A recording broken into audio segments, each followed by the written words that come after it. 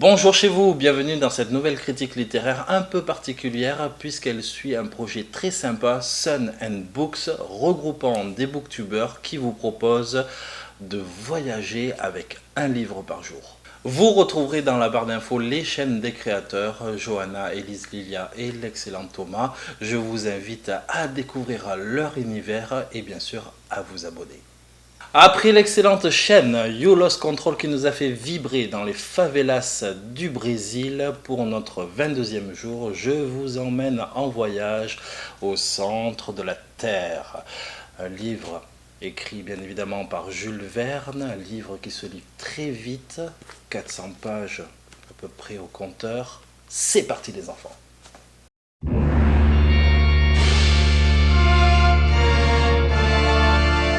Dans le Hambourg du 19e siècle, notre récit commence par une belle romance. Notre jeune Axel est amoureux de la pupille de son oncle, le professeur Lindenbrook.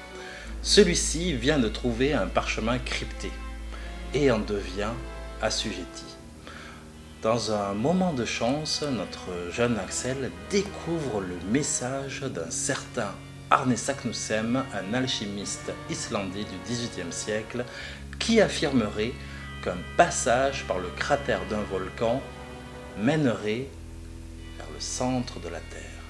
Parmi les grands romanciers de son époque, Balzac, Stendhal, Flaubert, Zola, Dumas, eh bien Jules Verne, lui, est un marginal en comparaison. Il s'axe sur son imagination débordante avec un énorme travail de recherche scientifique pour accomplir ses ouvrages. Voyage au centre de la Terre est une œuvre profondément humaine avant tout. Nos protagonistes ont un rôle bien défini.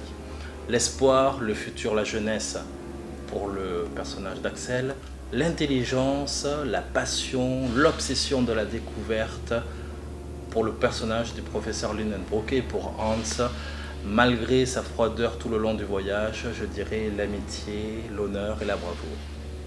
Merveilleux objet littéraire qu'est ce centre de la Terre, on peut y voir en filigrane plusieurs thématiques importantes. L'écologie, la solitude, les rêves, l'amitié, l'amour et l'obstination.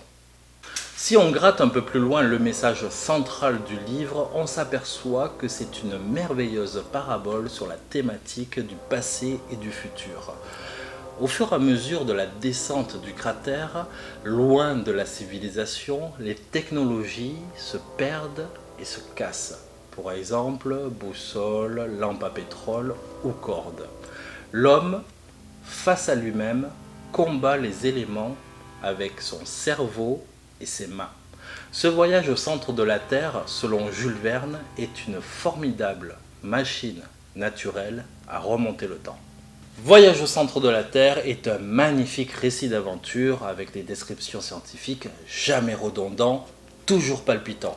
Il vous fera vivre les grottes de cristal, la grande forêt de champignons et d'autres choses bien mystérieuses pour votre plus grand plaisir de lecteur.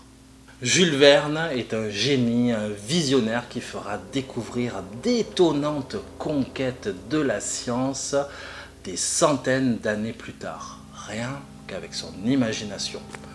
Voyage au centre de la Terre est un pur chef-d'œuvre pour petits et grands. Merci d'avoir regardé cette vidéo, j'espère vous avoir convaincu de découvrir Voyage au centre de la Terre, écrit par ce génie de Jules Verne. 3 choses avant de partir. La première, likez la page Facebook de Sun and Books, il y a des livres à gagner tous les jours et c'est super intéressant. Deuxièmement, le voyage n'est pas fini. Demain, direction le Japon, avec le livre Les délices de Tokyo sur la chaîne de la très solaire Lemon June, que j'affectionne bien évidemment. Troisièmement, quant à nous, on se retrouve pour une prochaine vidéo qui sera une critique littéraire sur un livre érotique. Croyez-moi, ça vaut le coup. En attendant, bonjour chez vous!